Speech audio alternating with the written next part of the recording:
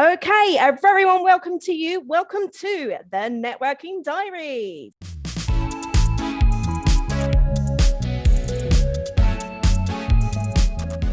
So for those that aren't familiar with the DISC profiling, maybe you can go into that a little bit more about the different type of people that go to networking, or how the different type of people may interact with one another depending upon their personality type. So a person can network through a religious-based organization. They can network through an association-based networking group, a gender-based networking group. It can be an exclusive or non-exclusive networking organization. It can be an association-based networking organization. And each one of those categories has a personality attached to it. It's very true, actually. And depending on your personality, you're going to be drawn to one over the other. Maybe from an activity-based networking situation, you could be that person that loves to play golf or games and network in that respect. And that is for a more fun person, a person that's not really so structured, but they just like to have fun while doing business with each other. But you could be that person on the opposite side of the spectrum that just wants to network with a religious-based organization because you feel that you need to be in company with like-minded individuals. So there are so many different personalities, and those personalities also tie into different cultures. And based on the personality and the culture and the behaviors that one exudes can determine which type of networking organization that they do pick. But more importantly, when you're able to tell somebody about that consciously, make them aware, they can be more intentional and a bit more poignant in terms of how they go about networking in their day-to-day lives. How do you network if you're introverted? So one of the pages with your book handy that I'd say go to page 108 in your book from a visual perspective. And when you go to page 108, if I could, I'm going to read you a dear friend of mine who happens to be an introverted networker. And I would also say to you, Lizzie, I would love for you to meet her. I would really love for her to meet you. So her name, quote, "My friend Kimberly Ferguson shared her thoughts with me on how virtual networking enhanced her connections through the 2020 pandemic.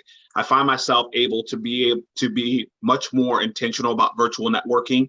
Instead of meeting up every 6 months or a year, I check in with people more often via Facebook, text message, or phone call. I have to think about and plan times to check in with people as I don't see them out and about anymore. I think it's been a really good shift that I plan to continue even as things return to in-person networking." Kimberly Ferguson. So we go back to how do you network if you're an introverted person? I would also reference page 56 in my book as well. And page 56 highlights what is called the wing person. I'm going to read it here directly. Tip: introverted, new to networking. To network more efficiently in person, take a wing person with you. Go to events with a friend, coworker, or referral partner and ask that person to introduce you to others. It helps ease the tension and you'll find yourself opening up more and more.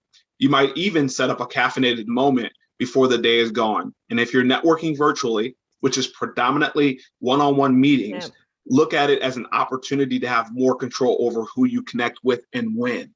It's very true. One of the things that I try and do if I have a visitor coming along is to send them a handy top tips element. So I'll give them a structure of what's going to be happening at the meeting ahead of it, so they feel reassured that they're not sort of delving deep into the deep end, so to speak. What would you class yourself, Joseph? I would say that I'm an ambivert. Well, we did an activity recently about ambiverts. They're the best salespeople. Did you know that? I did not know that. There we go. I'll send you a link. It's very good. Yeah, please. I'd love to see it or listen to it or watch it or what have you. But I'm an ambivert. I typically like to feel out a room if I'm going to the room in person. I like to see how people are actually connecting. I like to see, is there an overabundance of business cards being handed? Or is there an overabundance of genuine gestures and greetings? that are happening in that room. But more importantly, I like to see how the owner of that organization is interacting with their members. Are they busy mentally and not there presently? I like to watch all of those things take place when I go to some sort of in-person function. Thank you very much, Joseph. You've been an absolute pleasure. Don't forget to check out the Networking Diaries on the I Want to Network website for handy tips, and our latest blog, which is all about networking in the 12th century. Yes, you heard it right. Networking in the 12th century. I'm Lizzie Phillips. This is Joseph Luckett, and this is Networking Diaries.